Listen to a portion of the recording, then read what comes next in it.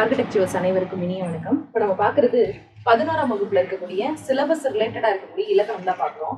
So முதல் topic என்ன அப்படின்னா மொழி முதல் இறுதி எழுத்துக்கள். எதெல்லாம் மொழிக்கு முன்னாடி வரணும், எது மொழிக்கு முதல்ல வந்துச்சுன்னா அதை மொழி முதல் எழுத்துக்கள்னு சொல்லுவோம், அப்படி இல்லைன்னா அதை வேற வடமொழி எழுத்துக்கள் அப்படின்னு சொல்லுவோம் அப்படின்றது அந்த டாபிக். சொற்கள் எழுத்தொலிகளால் ஆனவை. அவை நாம் ஒழிப்பதற்கு இனிமையாகவும் எளிமையாகவும் இருக்க வேண்டும். இதற்கு சொற்களின் முதலிலும் இறுதியிலும் ஒழிக்கக்கூடிய எழுத்தொலிகள் காரணமாக அமைகின்றன. சொற்களோட புணர்ச்சியில முதற் சொல்லினுடைய இறுதி எழுத்தும் வரும் சொல்லினுடைய முதல் எழுத்தும் என்ன செய்யுது அப்படின்னா சந்திக்குது. இப்ப இதுக்கு என்ன அர்த்தம் அப்படின்னா, அதாவது புணர்ச்சியில முதற் சொல்லினுடைய இறுதி எழுத்தும், இப்ப இங்க சொல்றாங்க நிலை கூட்டல் மொழி அப்படின்னு சொல்லும் போது இதான் முதற் சொல். முதற் சொல்லா இருக்கிறதுனால இதுக்கு பேரு நிலை மொழி அப்படின்னு சொல்றாங்க. இந்த முதல் சொல்லினுடைய இறுதி எழுத்தும் லை அப்படின்னு சொல்றோம். அதே மாதிரி வரும் சொல்லினுடைய முதல் எழுத்து, வரும் சொல்லோட முதல் எழுத்து என்னது அப்படின்னா இந்த மோ அப்படின்ற எழுத்து. இது ரெண்டும் என்ன செய்யுது அப்படின்னா சந்திக்குது. அவ்வாறு சந்திக்கும் இடத்துல வரக்கூடிய எழுத்துக்கள் எதெல்லாம் அப்படின்றத பத்தி நம்ம தெரிஞ்சுக்கணும் அப்படின்றாங்க. அதே மாதிரி காவிரி, டமாரம், ரெக்கை, பாவை, ராக்கி, கோதை, டப்பா இது மாதிரியான சொற்கள்ல தமிழ் சொற்கள் எவை அப்படின்றது தெரிய முடியுதான்னு கேக்குறாங்க. இது முடிக்கும் போது நமக்கு இதுக்கான பதில் தெரியும். இதுல எதுன்னு சொல்றாங்க அப்படின்னா காவிரி வரும், டமாரம் வராது, ரெக்கை வராது, பாவை வரும், கோதை வரும். மீதி எல்லாம் ஏன் வராது அப்படின்றதுதான் இந்த பாடம். அப்ப ஏற்கனவே சொற்களில் தமிழ் மொழிக்கு உரியவை பிற மொழிக்கு உரியவை எவை அப்படின்றத தெரிஞ்சு பயன்படுத்தணும். அதுக்கு பேரு தான் என்னது அப்படின்னா எழுத்துக்களினுடைய வருகை அப்படின்றாங்க. இப்போ மொழி முதல் எழுத்துக்கள் எத்தனைன்னு சொல்றாங்க அப்படின்னா 22. என்ன 22 அப்படின்னா, ஏன் 22 அப்படின்னா உயிரெழுத்துக்கள் 12 என்ன செய்யும் அப்படின்னா மொழிக்கு முன்னாடி வரும். ஆல இருந்து அவ் வரைக்கும் இருக்கக்கூடியது உயிரெழுத்துக்கள் 12. அந்த கடைசியில் இருக்கக்கூடிய அக்க நம்ம கணக்குல எடுத்துக்க மாட்டோம். அது இல்லாம மொத்தம் 12 எழுத்து, அதை ஆயுத எழுத்துன்னு சொல்லுவோம். அப்ப உயிரெழுத்துக்கள் 12 என்ன செய்யும் அப்படின்னா மொழிக்கு முதல்ல வரும். அதே மாதிரி மெய்யெழுத்துக்கள் தனி மெய் வடிவில் சொல்லுக்கு முதல்ல வராது. எப்படி அப்படின்னா இக்கு அப்படின்ற எழுத்துல என்ன செய்யாது அப்படின்னா ஒரு வார்த்தை ஆரம்பிக்காது. ஆனா என்ன வார்த்தையில ஆரம்பிக்கும் அப்படின்னா உயிர் மெய்யாக ஆரம்பிக்கும். க அப்படின்ற எழுத்துல மொழிக்கு முதல்ல ஆரம்பிக்கும். இப்ப கல் அப்படின்னு சொல்றாங்க. இந்த காவை பிரிச்சோம்னா இக்கு கூட்டல் ஆ. இக்குங்கிற எழுத்துக்கு பேரு மெய்யெழுத்து, இந்த ஆ அப்படின்றது உயிரெழுத்து. அப்போ தனி மெய்யெழுத்தாக என்ன செய்யாது அப்படின்னா மெய்யெழுத்துக்கள் மொழிக்கு முதல்ல வராது. அதை எப்படி வரும் அப்படின்னா உயிரெழுத்துக்களோடு சேர்ந்து உயிர்மெய் வடிவத்துலதான் என்ன செய்யும் அப்படின்னா வரும். அப்ப க அப்படிங்கிற ஒரு உயிர்மெய் எழுத்து. இப்ப ஜன்னல் அப்படின்னு சொல்றாங்க, சன்னல் அப்படின்னு சொல்றாங்க, அல்லது சரடு அப்படின்னு சொல்றாங்கன்னா அந்த சாவை பிரிச்சோம்னா இச்சு கூட்டல் ஆ. இந்த இச்சுங்கிறது மெய்யெழுத்து, ஆன்றது ஒரு உயிரெழுத்து. அப்போ மெய்யெழுத்துக்கள் தனித்த வடிவில் என்ன செய்யாது அப்படின்னா மொழிக்கு முன்னாடி வராது. அது உயிரெழுத்துக்களோடு சேர்ந்து உயிர்மெய் வடிவிலேயே என்ன செய்யும் அப்படின்னா மொழிக்கு முன்னாடி வரும். அடுத்து என்ன சொல்றாங்க அப்படின்னா மெய்யெழுத்துக்கள்ல எந்தெந்த வரிசை மொழிக்கு முன்னாடி வரும் அப்படின்னு கொடுக்குறாங்க. இதை எப்படி ஞாபகம் வச்சுக்கிறது அப்படின்னா கசட தபர வல்லினம், எங்கன நம்மன மெல்லினம், எரள வளல இடையினம் அப்படின்னு சொல்லி பிரிப்போம். இதுதான் 18 மெய்யெழுத்துக்களையும் ஈஸியா ஞாபகம் வச்சுக்கிறதுக்கான ஒரு வழி. இப்ப இதுல எதெல்லாம் வரும் அப்படின்னு சொல்றாங்கன்னா கச தப ஞ நம யா வா. இந்த 10 எழுத்துக்களை என்ன செய்யும், 10 வரிசைகள் என்ன செய்யும் அப்படின்னா மொழிக்கு முன்னாடி வரும். கசடு அப்படின்னு சொல்லலாம். இதே கா நெடில் அப்படின்னு வச்சோம்னா காலம் அப்படின்னு சொல்லலாம். கிளி அப்படின்னு சொல்லலாம். கீரல் அப்படின்னு சொல்லலாம். அதே மாதிரிதான் சா வரிசையில் எடுத்துக்கிட்டோம்னா சன்னல் அப்படின்னு சொல்லலாம். சாளரம், சிறகு, சீலை, இந்த மாதிரிலாம் சொல்றது. அதே மாதிரிதான் தாவரிசை பாவரிசையும். இந்த வரிசையில அங்கனம் அப்படின்ற ஒரே ஒரு வார்த்தை ங்கணம் அப்படின்னு மட்டும்தான் வரும். அதுலயுமே உங்கணம் அப்படின்றதெல்லாம் இப்ப நடைமுறையில கிடையாது. அதே மாதிரி ஞான் எடுத்துக்கிட்டோம்னா ஞாலம் அப்படின்னு வரும். ஞாலம், எமிலினா நாயின்னு ஒரு இடத்துல நம்ம படிச்சிருக்கோம். அப்ப கசட தபர எங்கன நம்மன எரள வளல. இது 18 மெய்யெழுத்துக்களையும் ஞாபகம் வச்சுக்கிற ஒரு மெத்தட். இதுல எது முன்னாடி வரும், 10 வரிசைகள் மட்டும் மொழிக்கு முன்னாடி வரும். கச தப ஞ நம யா வா. இந்த 10 வரிசைகளும் என்ன செய்யும் அப்படின்னா மொழிக்கு முன்னாடி வரும் அப்படின்னு கொடுத்துருக்காங்க. அப்ப உயிரெழுத்துக்கள் 12 என்ன செய்யும் அப்படின்னா மொழிக்கு முன்னாடி வரும். அதே மாதிரி மெய் எழுத்துக்கள் தனித்த மெய் வடிவுல சொல்லுக்கு முன்னாடி வராது. அது உயிரெழுத்துக்களோடு சேர்ந்து உயிர்மெய் வடிவத்துல தான் என்ன செய்யும் அப்படின்னா மொழிக்கு முதல்ல வரும். இந்த 10 வரிசைகள் என்ன செய்யும் அப்படின்னா மொழிக்கு முன்னாடி வரும் அப்படின்ட்டாங்க. அடுத்து மீதி இருக்கக்கூடியது இதெல்லாம் விட்டுட்டு மீதி என்னென்ன இருக்கு அப்படின்னா அந்த ட, ந, ர, ந இதெல்லாம் இங்க கொடுத்துருக்காங்க. இதெல்லாம் என்ன செய்யாது அப்படின்னா இந்த 8 வரிசைகளும் மொழிக்கு முன்னாடி வராது. இந்த 10 வரிசை மொழிக்கு முன்னாடி வருதுன்னா 18 மெய்யெழுத்துக்கள்ல மீதி இருக்கக்கூடியது அந்த 8 தான். அந்த 8 வரிசைகள் என்ன செய்யாது அப்படின்னா மொழிக்கு முன்னாடி வராது. ஆயுத எழுத்து தனியா என்ன செய்யாது அப்படின்னா மொழிக்கு முன்னாடி வராது. அது உயிரெழுத்துக்கு அடுத்துதான் என்ன செய்யும் அப்படின்னா வரும். அப்ப மொழிக்கு முன்னாடி வரக்கூடிய எழுத்துக்கள் எத்தனைன்னு கொடுத்துருக்காங்கன்னா 22. இந்த 22 எப்படி 22 அப்படின்னா உயிரெழுத்துக்கள் ஆல இருந்து அவு வரைக்க மொத்தம் 12 எழுத்து. அதே மாதிரி மெய்யெழுத்துக்கள் தனியா வராதுன்னு சொல்லிட்டாங்க. அது வந்து உயிரெழுத்துக்களோட சேர்ந்து உயிர்மை எழுத்துக்களாக தான் வரும்ட்டாங்க. அப்ப அந்த 18 உயிர்மை வரிசைகள்ல மொத்தம் 10 வரிசை என்ன செய்யும் அப்படின்னா மொழிக்கு முன்னாடி வரும் அப்படின்னு பார்த்தோம். அப்ப மொத்தம் 22 எழுத்துக்கள் தான் என்ன செய்யும் அப்படின்னா மொழிக்கு முன்னாடி வரும். மொழி முதல் எழுத்துக்கள் 22. ஆயுதம் தனியா வராது, மெய் தனியா வராது, உயிரெழுத்துக்களோட சேர்ந்து உயிர்மை வடிவத்துலதான் வரும். இப்போ குரல் என்ற சொல்ல பிரிக்க சொல்றாங்க. எப்படி அப்படின்னா இந்த கூவை பிரிக்கும் போது இக்கு கூட்டல் ஊ. இந்த ரா அப்படின்ற எழுத்தை பிரிச்சோம்னா இரு கூட்டல் ஆ, கடைசியில் இருக்கக்கூடியது இல். இந்த சொல்லோட முதல்ல இருக்கக்கூடிய கூ அப்படின்ற உயிர்மை எழுத்தை பிரிக்கும் போது இக்கு கூட்டல் ஊ. இக்குங்கிற மெய்யெழுத்து தான் என்ன செய்யுது அப்படின்னா சொல்லுக்கு முன்னாடி வருது. அதான் இதுல சொல்றாங்க. அடுத்து இந்த இங்குங்கிறது எந்த இடத்துல வருது அப்படின்னு கொடுத்துருக்காங்க. இங்கு அப்படின்ற மெல்லினமை விதம் அப்படின்ற பொருளை தரக்கூடியது. இங்கு அப்படின்ற மெல்லினமை விதம் அப்படின்ற பொருளை தரும். கணம் அப்படின்ற சொல் மட்டும்தான் என்ன செய்யும் அப்படின்னா மொழிக்கு முதல்ல வரும். இந்த சொல்லுமே என்ன செய்யாதுன்னா தனியா வராது. ஆயி ஊன்ற சுட்டெழுத்துக்களோட சேர்ந்து அங்கனம், இங்கனம், உங்கனம் அப்படின்னு தான் வரும். ஏன் யா அப்படின்ற வினா எழுத்துக்களோடு இணைந்து வர்றது அப்படின்றது வரலாம். அது ரொம்ப அரிதாக தான் வந்திருக்கு. தமிழ்ல இதோட பயன்பாடு அப்படின்றது அரிதுதான் அப்படின்னு சொல்லிட்டாங்க. உங்கனம் அப்படின்ற வார்த்தை இப்ப வழக்கத்திலே கிடையாது. ஆனா தமிழ் இலக்கியங்கள்ல இந்த சொல் என்ன செய்யப்பட்டிருக்கு அப்படின்னா பயன்படுத்திருக்காங்க. தமிழர் உங்கு, உங்கனம் போன்ற சொற்களை பயன்படுத்திட்டு வராங்க அப்படின்னு கொடுத்துருக்காங்க. அப்ப மொழிக்கு முதல்ல வரக்கூடிய எழுத்துக்கள் 22 அப்படின்ட்டாங்க. அந்த 22ல உயிரெழுத்துக்கள் 12. அது ஆல இருந்து அவு வரைக்கும் வரும். 18 மெய்யெழுத்துக்களும் தனியாக வராது. மெய் வந்து முதல்ல எப்பவுமே வராது. கச்சல் அப்படின்னு சொல்றாங்க. நான் வாழையினுடைய இளமை பெயரை வந்து கச்சல்னு சொல்றாங்க அப்படின்னா அதனுடைய முதல் எழுத்தை எடுத்துக்கிட்டோம் அப்படின்னா இக்கு கூட்டல் ஆ அப்படின்ற உயிர்மை வடிவத்துல தான் என்ன செய்யும் அப்படின்னா வரும். அப்படி மெய் எழுத்துக்களாக உயிர்மை வரிசைகள்ல வரக்கூடிய எழுத்துக்கள் மொத்தம் 10. மீதி இருக்கக்கூடிய 8 என்ன செய்யாது அப்படின்னா மொழிக்கு முன்னாடி வராது. அதனாலதான் டமாரம், டப்பா அதெல்லாம் மொழி முதல் எழுத்துக்கள் கிடையாது அப்படின்னு சொன்னோம். அது வந்து தமிழ் எழுத்துக்கள் கிடையாது அப்படின்னு சொன்னோம். அப்ப மொத்தம் 22 எழுத்துக்கள் மொழி முதல் எழுத்துக்கள். அடுத்தது இதான் இங்க கொடுத்திருக்காங்க. இவ்விலக்கண வரையறைகள் அனைத்தும் எழுத்து மொழிக்கானவையே அன்றி பேச்சு மொழிக்கானவை அல்ல. இப்ப நம்ம சொல்லக்கூடிய எல்லாமே எழுத்து மொழிக்கு தானே தவிர பேச்சு மொழிக்கு கிடையாது. மேற்காட்டி 22 எழுத்துக்கள் நீங்களாக உள்ள பிற எழுத்துக்கள் சொல்லுக்கு முதல்ல வந்தா அது தமிழ் சொற்களாக இருக்காது அப்படின்ட்டாங்க. பிறமொழி சொற்களாகவோ ஒளிபெயர்ப்பு சொற்களாக தான் என்ன செய்யும் அப்படின்னா இருக்கும். இதான் கொடுத்திருக்காங்க. உயிரெழுத்துக்கள் 12, மெய்யெழுத்துக்கள் 10 அப்படின்னா அந்த மெய்யெழுத்துக்களினுடைய வரிசை தான் என்னது அப்படின்னா 10. அது மாதிரி மொத்தம் சேர்த்தா 22 எழுத்துக்கள் மொழி முதல் எழுத்துக்கள். மொழி இறுதி எழுத்துக்கள் 24ன்றாங்க. எப்படி 24 அப்படின்னா உயிரெழுத்துக்கள் 12மே என்ன செய்யும் சொல்லுக்கு இறுதியில வரும். உரணசை, அசை, அளபடைகளாக கூட வரலாம். அதே மாதிரி மெய்கள்ல கிட்டத்தட்ட ஒரு 11 எழுத்துக்கள் வருது. இதையும் அதே கசட தபரலை ஞாபகம் வச்சுக்கலாம். கசட தபர, ஞெஞன நமன மெல்லினம், ஞெஞன நமன மெல்லினம், எரள வளல இடையினம்.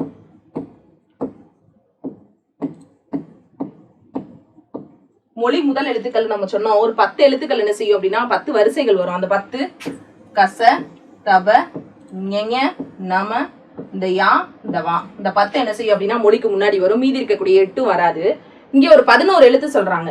எந்த 11 எழுத்து அப்படின்னா இந்த 6ஐ அடிச்சிடலாம். வல்லினம் எதுவுமே என்ன செய்யாது அப்படின்னா மொழி இறுதியில வராது. இந்த மெல்லின எழுத்துக்கள்ல முதல் எழுத்து அழிச்சிடலாம். மீதி இருக்கக்கூடிய 11 எழுத்துக்கள் முதல்ல அந்த மெல்லினத்துல ஒரு 5, இடையினத்துல ஒரு 6, மொத்தம் 11 எழுத்துக்களும் என்ன செய்யும் அப்படின்னா மொழிக்கு இறுதியில வரும். இதுதான் இங்க கொடுத்துருக்காங்க. இங்க பாத்தீங்கன்னா ஞெஞன நமன எரள வளல அப்படி பார்த்தோம்னா 11 எழுத்துக்களும் என்ன செய்யும் அப்படின்னா மொழிக்கு இறுதியில வரும். இது மொழிக்கு முதல்ல வரக்கூடிய 10 எழுத்துக்கள், இது மொழிக்கு இறுதியில வரக்கூடிய 11 எழுத்துக்கள். அப்போ இதுதான் இது ரெண்டுக்கும் இருக்கக்கூடிய வேறுபாடு. அடுத்து இந்த கசட தபரன்ற வல்லின எழுத்துக்கள் 6ம் ங்கன்ற மெல்லினமை 1ம் சொல்லுக்கு இறுதியில வராதுன்ட்டாங்க. அதான் நம்ம அங்க போட்டிருக்கோம். அடுத்து பழைய இலக்கண நூலார் என்ன சொல்றாரு அப்படின்னா, மொழி இறுதி குற்றியலுகர எழுத்தை என்ன செஞ்சுக்குவாங்க அப்படின்னா சேர்த்துக்குவாங்க அப்படின்றாங்க. இந்த இஞ்சு இந்து இவ்வு இந்த 3ம் பழைய இலக்கிய வழக்குல என்ன செய்யும் அப்படின்னா சொல்லுக்கு இறுதியில வந்திருக்கு. இஞ்சு இந்து இவ்வு. ஆயினும் இன்னைக்கு இருக்கக்கூடிய வழக்குல இது மொழி இறுதி எழுத்துக்களாக வர்றதில்லை. நம்ம கணக்குல எடுத்துக்கிறோம், ஆனா இறுதி எழுத்தா வர்றதில்லைன்ட்டாங்க. அப்ப மொழி இறுதி எழுத்துக்கள் மொத்தம் 24ன்றாங்களே. எப்படி அப்படின்னா உயிரெழுத்துக்கள் 12, இந்த நம்ம பிரிச்சதுல 11 மெய் எழுத்துக்கள் மொழிக்கு இறுதியில வருது. அதோட இந்த 2ஐயும் சேர்த்தோம்னா 23, குற்றியலுகர எழுத்து 1 சேர்த்தோம் அப்படின்னா மொத்தம் 24 எழுத்துக்கள் என்ன செய்யுது அப்படின்னா மொழிக்கு இறுதியில வருது. அடுத்ததா புணர்ச்சி. நாம் பேசும்போதும் சில சொற்களை ஒன்றன் பின் ஒன்றாக அடுக்கி ஒரு சொல் மாதிரி என்ன செய்யறோம் அப்படின்னா பேசுறோம். எழுதும் போதும் அவ்வாறே எழுதுறோம். தமிழரசி, நாட்டுப்பண் ஆகிய சொற்கள் ஒரு சொல் வடிவம் உடையன, ஆயினும் 2 சொற்களோட சேர்க்கை அப்படின்றாங்க. எப்படி சொல்றாங்க அப்படின்னா தமிழ் கூட்டல் அரசி தமிழரசி, அதே மாதிரி நாடு கூட்டல் பண் நாட்டுப்பண். இந்த சொற்கள்ல முதல்ல இருக்கக்கூடியதை என்ன சொல்லுவாங்கன்னா நிலைமொழி. முதலா நிற்கக்கூடிய இந்த மொழிக்கு பேர் என்னது அப்படின்னா நிலைமொழி. அடுத்ததா வந்து சேருதுல அதுக்கு பேர் என்னது அப்படின்னா வருமொழி. அப்ப இதுல தமிழ் அப்படின்றது நிலைமொழி, அரசி அப்படின்றது வருமொழி. இந்த நாடு அப்படின்றது நிலைமொழி, பண் அப்படின்றது வருமொழி. அப்ப இவற்றின் முதலில் இருக்கக்கூடிய சொல்லை நிலைமொழி என்றும் அதனோடு வந்து சேரக்கூடிய சொல்லை வருமொழி என்றும் அழைப்பர். இவ்வாறு நிலைமொழியும் வருமொழியும் இணையறத என்ன சொல்றாங்க அப்படின்னா புணர்ச்சி அப்படின்னு சொல்றாங்க. நிலைமொழியோட இறுதி எழுத்தும் வருமொழியோட முதல் எழுத்தும் என்னது அப்படின்னா புணர்ச்சிக்குரியது. இப்ப இதுல உயிர் ஈறுனா என்ன, மெய் ஈறுனா என்ன அப்படின்னு கொடுத்திருக்காங்க. இந்த மொழி முதல் மொழி இறுதி எழுத்துக்கள் வந்து ரொம்ப முக்கியமான பார்ட்டு. அடுத்து இதுல புணர்ச்சி கொடுத்திருக்காங்க, உயிர் ஈறு மெய் ஈறு. இப்போ இங்க ஒரு எடுத்துக்காட்டு கொடுத்திருக்காங்க. என்ன அப்படின்னா மணி கூட்டல் மாலை, மணி கூட்டல் மாலைன்ட்டாங்க. இந்த லாஸ்ட்ல இருக்கக்கூடிய நீயை பிரிச்சோம்னா இன்னு கூட்டல் ஈ அப்படின்னு பிரியும். அப்ப இந்த வருமொழியில இருக்கக்கூடிய முதல் எழுத்தை பிரிச்சோம் அப்படின்னா இம்மு கூட்டல் ஆ அப்படின்னு பிரியும். இதுல ஏன் உயிர் ஈருன்னு சொல்றாங்கன்னா நீ அப்படின்ற எழுத்தை பிரிக்கும் போது இன்னு கூட்டல் ஈ அப்படின்னு முடிஞ்சிருக்கு. அப்ப அந்த நிலைமொழியோட கடைசி எழுத்து உயிரெழுத்துக்கள்ல முடிஞ்சிருக்கிறதுனால இதுக்கு பேர் உயிர் ஈறு அப்படின்னு பேரு. இதே மாதிரி இந்த வார்த்தை எடுத்துக்கிட்டோம் அப்படின்னா பொன் கூட்டல் வண்டு. இந்த இன் அப்படின்றது மெய்யெழுத்து, மெய்யெழுத்த நம்ம ஒற்றுன்னு சொல்லுவோம். அப்ப ஒரு மெய் எழுத்துல இந்த வார்த்தை அந்த நிலைமொழி முடிஞ்சிருக்கிறதுனால இதுக்கு பேரு மெய் ஈறு அப்படின்னு பேரு. இப்போ இன்னொரு எடுத்துக்காட்டு சிலை கூட்டல் அழகு அப்படின்னு பார்க்கலாம். இந்த சிலை கூட்டல் அழகுல இந்த லைய பிரிக்கும் போது இல்லு கூட்டல் ஐ. அப்ப நிலைமொழியோட கடைசி எழுத்து ஐங்கிற உயிரெழுத்துல முடிஞ்சிருக்கிறதுனால இதுக்கு பேர் என்னது அப்படின்னா உயிர் ஈறு அப்படின்னு பேரு. அதே மாதிரி கல் கூட்டல் மரம் அப்படின்றாங்க.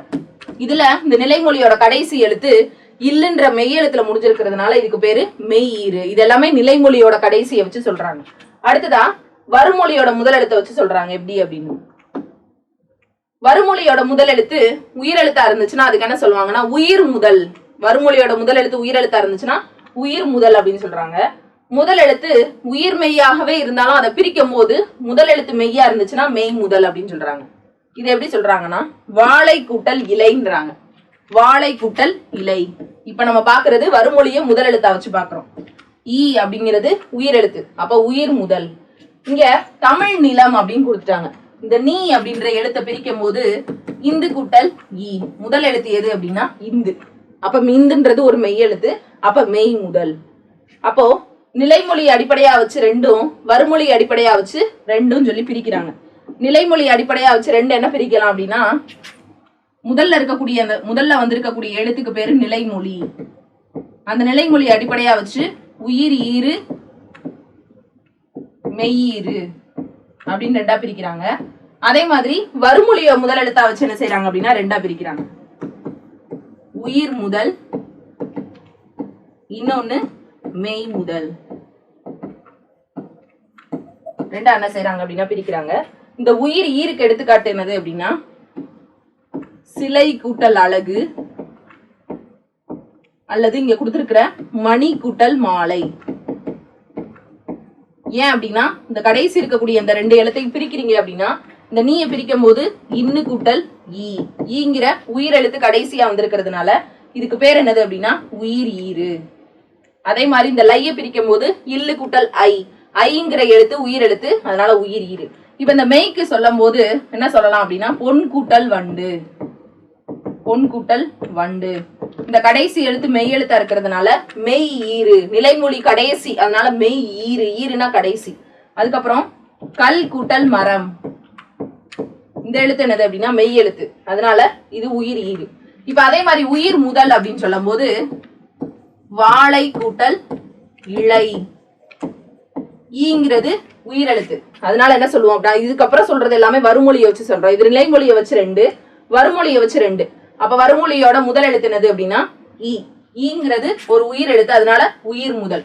இப்ப இதே மாதிரி தமிழ் கூட்டல் அழகு, இந்த ஆங்கிறது வருமொழியோட முதல் எழுத்து, ஆங்கிறது ஒரு உயிர் எழுத்து, அதனால அதுக்கு பேரு உயிர் முதல். இப்ப மெய் முதல்ன்றாங்க.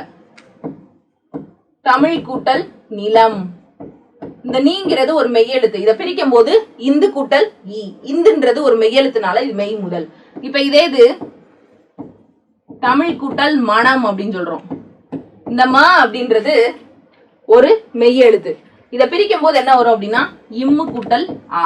அப்ப மெய்யெழுத்து முதலா வந்திருக்கிறதுனால இது மெய் முதல். இதான் அது ரெண்டுக்குள்ள வித்தியாசம். அடுத்து எழுத்துக்கள் அடிப்படையில புணர்ச்சி எப்படி பிரிக்கலாம் அப்படின்னு சொல்றாங்க. சொற்புணர்ச்சியில நிலைமொழியோட இறுதி எழுத்தாகவும் வருமொழியோட முதல் எழுத்தும் சந்திக்கக்கூடிய முறைய 4 டைப்பா பிரிக்கிறாங்க. என்ன அப்படின்னா உயிர் கூட்டல் உயிர், மெய் கூட்டல் உயிர், உயிர் கூட்டல் மெய், மெய் கூட்டல் மெய்ன்றாங்க. என்ன உயிர் கூட்டல் உயிர் அப்படின்னா இந்த நிலைமொழியோட கடைசி எழுத்து லை, இதை பிரிச்சோம்னா எப்படி பிரியும்னா இல்லு கூட்டல் ஐ, ஐங்கிறது ஒரு உயிர் எழுத்து. அதே மாதிரி இதுல இருக்கக்கூடிய வருமொழியோட முதல் எழுத்து அ. இப்ப இந்த ஐயும் ஆவும் ரெண்டுமே என்னது அப்படின்னா உயிரெழுத்துக்கள் தான். அப்ப இங்கேயும் ஒரு உயிரெழுத்துலதான் முடிஞ்சிருக்கு, இங்கேயும் இந்த உயிரெழுத்துலதான் என்ன செஞ்சிருக்கு அப்படின்னா தொடங்கியிருக்கு. இங்க முடிஞ்சிருக்கக்கூடிய உயிரெழுத்து எது அப்படின்னா ஐ, இங்க தொடங்கி இருக்கக்கூடிய உயிரெழுத்து எது அப்படின்னா ஆ. அதே மாதிரி 2வது வார்த்தை மெய் உயிர்ன்றாங்க.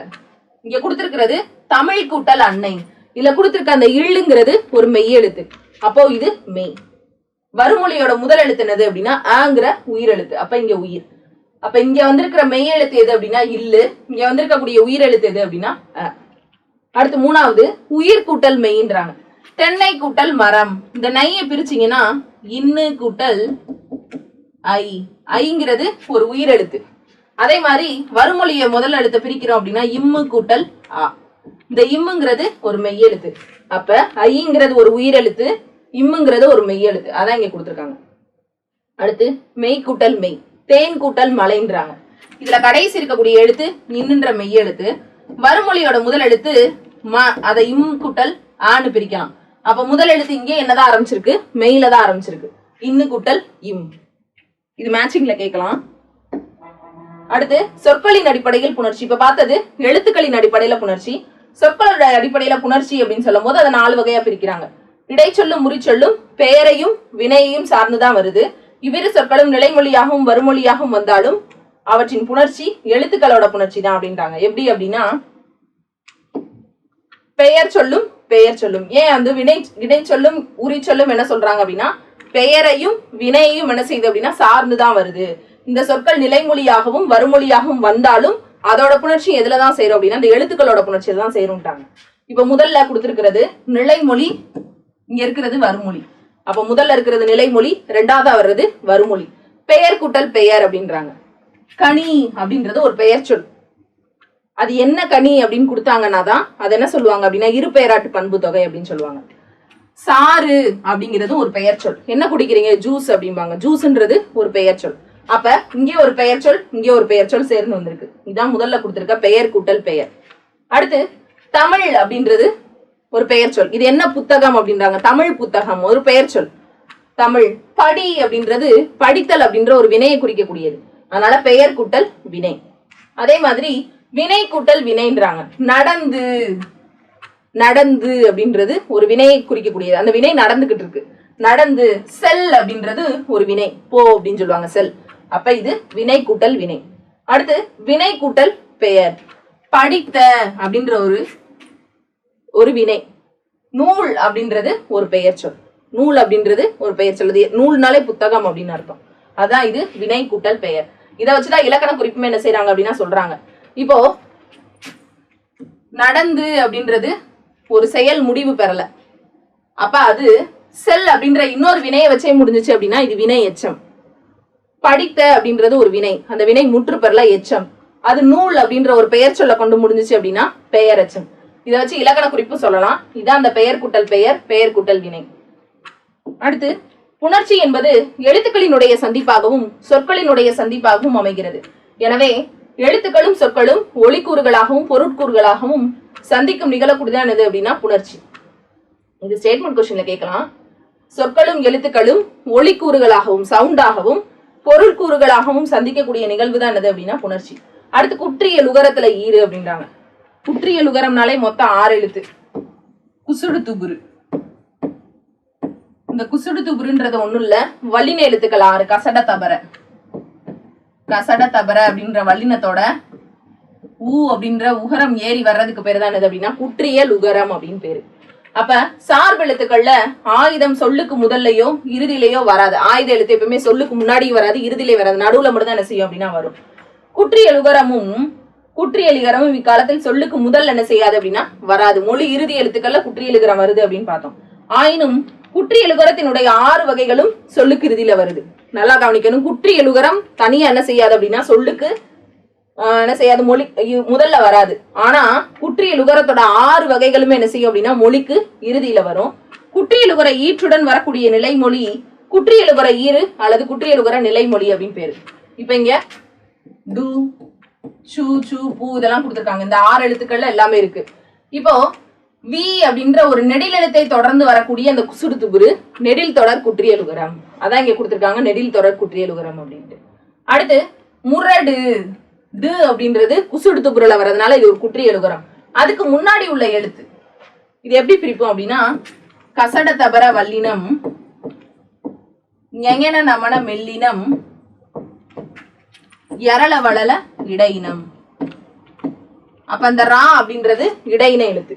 இடையின எழுத்தை தொடர்ந்து வரக்கூடிய குசுடு துபுரு என்ன சொல்லுவோம் அப்படின்னா இடைத்தொடர் குற்றியல் உகரம்னு சொல்லலாம். ஆனா இந்த ரா அப்படின்றது ஒரு புள்ளி வச்ச எழுத்தா இல்ல. என்னவா இருக்கு, அந்த ராவை பிரிக்கும் போது இரு கூட்டல் ஆ, ஒரு மெய்யும் ஒரு உயிரும் சேர்ந்து இருக்கு. கடைசியில முடிஞ்சிருக்க எழுத்து என்னது அப்படின்னா ஆ. அப்ப ஆங்கிறது ஒரு உயிர் எழுத்து. அப்ப உயிரெழுத்தை தொடர்ந்து வரக்கூடிய குற்றியல் உகரம் உயிர் தொடர் குற்றியல் உகரம். இங்கதான் எல்லாருமே தப்பு விடுவோம். ஏன்னா எல்லாருமே என்ன செய்வோம்னா இடைத்தொடர் குற்றியல் உகரம்னு போடுவோம். இடைத்தொடர் குற்றியல் உகரம்னா அந்த இடையின எழுத்து புள்ளி வச்ச எழுத்தா இருக்கணும். அப்படி புள்ளி வச்ச எழுத்தை தொடர்ந்து வரக்கூடிய குற்றியல் உகரம் தான் இடைத்தொடர் குற்றியல் உகரம். இருன்னு கொடுத்திருக்காங்க. எரள வளலன்றது இடையின எழுத்து. அந்த இடையின எழுத்து புள்ளி வச்ச மெய்யா இருந்துச்சுன்னா தான் அது இடைத்தொடர் குற்றியல் உகரம். ரா அப்படின்றது ஒரு உயிர்மெய் எழுத்து. அதை பிரிக்கும் போது இரு கூட்டல் ஆ, ஆல முடிஞ்சிருக்கு. அப்ப உயிரெழுத்தை தொடர்ந்து வரக்கூடிய குற்றியல் உகரம் உயிர் தொடர் குற்றியல் உகரம். அடுத்து அச்சு கூட்டல் பலகை குசுடு துபுருல முடிஞ்சிருச்சு குற்றியல் உகரம். இதுக்கு முன்னாடி உள்ள மெய் எழுத்து வல்லினமா மெல்லினமா இடையினமான்னு பார்க்கணும். இச்சு அப்படின்றது இக்கு இச்சு இத்து இட்டு இப்பு இரு இதெல்லாமே வல்லின எழுத்துக்கள். அப்ப வல்லின எழுத்தை தொடர்ந்து வரக்கூடிய குற்றியல் உகரம் வன் தொடர் குற்றியல் உகரம். வன் அப்படின்னா வல்லின எழுத்தை தொடர்ந்து வரக்கூடிய குற்றியல் உகரம் வன் தொடர் குற்றியல் உகரம். அடுத்து பஞ்சு கூட்டல் பொதி. பஞ்சு கூட்டல் பொதி குசுடு துபுருல முடிஞ்சனாலே குற்றியல் உகரம். அதுக்கு முன்னாடி உள்ள எழுத்து இக்கு இங்கு இஞ்சு இன்னு இந்து இம்மு இன்னு இதை தொடர்ந்து வந்துச்சு அப்படின்னா மென் தொடர் குற்றியல் உகரம். அது மென் தொடர்ல மெய்யா இருக்கு. அப்போ மெல்லின எழுத்தை தொடர்ந்து வரக்கூடிய குற்றியல் உகரம் மென் தொடர் குற்றியல் உகரம். அதான் மார்பு. இப்ப நான் சொன்ன மாதிரி இடையின மெய் எழுத்துக்களை தொடர்ந்து வரக்கூடிய குற்றியல் உகரம் இடைத்தொடர் குற்றியல். இடையின மெய் எழுத்துக்கள் ரான்னு வரல, இருன்னு வந்திருக்கு. அப்ப இடையின மெய்யெழுத்துக்களை தொடர்ந்து வரக்கூடிய குற்றியல் உகரம் இடைத்தொடர் குற்றியல் உகரம். ஆயுத எழுத்தை தொடர்ந்து வரக்கூடிய குற்றியல் உகரம் ஆயுத தொடர் குற்றியல் உகரம். இந்த 6 குற்றியல் உகரமே என்ன செய்யும் அப்படின்னா மொழிக்கு இறுதியில என்ன செய்யும் அப்படின்னா சொல்லுக்கு இறுதியில வரும். அதான் இங்க கொடுத்திருக்காங்க. வீடுன்றதுல முதல் எழுத்து நெடில் எழுத்து. நெடில் எழுத்தை தொடர்ந்து வரக்கூடிய குற்றியல் உகரம் நெடில் தொடர் குற்றியல் உகரம். அடுத்து இந்த ரா அப்படின்றது ஒரு உயிர்மெய் எழுத்து. அதை பிரிக்கும் போது இரு கூட்டல் ஆ, ஆல முடிஞ்சிருக்கு. ஆங்கிறது ஒரு உயிர் எழுத்து உயிர் தொடர் குற்றியல் உகரம். வல்லின எழுத்தை தொடர்ந்து வந்துச்சுன்னா வன் தொடர், மெல்லின எழுத்தை தொடர்ந்து வந்தா மென் தொடர் குற்றியல் உகரம். இரு அப்படின்ற இடையின மெய் எழுத்தா இருக்கணும். இந்த குற்றியல் உகரத்துக்கு முன்னாடி வர எல்லா எழுத்துக்களும் அந்தந்த மெய் எழுத்துக்களாக இருக்கணும். இரு அப்படின்றது இடையின மெய். அதை தொடர்ந்து வரக்கூடிய குற்றியல் உகரம் இடைத்தொடர் குற்றியல் உகரம். ஆயுத எழுத்தை தொடர்ந்து வந்துச்சு அப்படின்னா அது ஆயுத தொடர் குற்றியல் உகரம். அடுத்து குற்றியல் உகரத்தினுடைய 6 வகைகளும் சொல்லுக்கு இறுதியில வருதுன்ட்டாங்க. குற்றியல் உகர ஈற்றுடன் வரக்கூடிய நிலைமொழி குற்றியல் உகர ஈறு அல்லது குற்றியலுகர நிலைமொழி அப்படின்றாங்க. இப்போ இதுல வந்து தவறான இணையை தெரிவு செய்க இந்த புக் பேக்ல ஒண்ணு இருக்கு. மொழி கூட்டல் ஆளுமை அப்படின்றது உயிர் கூட்டல் உயிர்ன்றாங்க.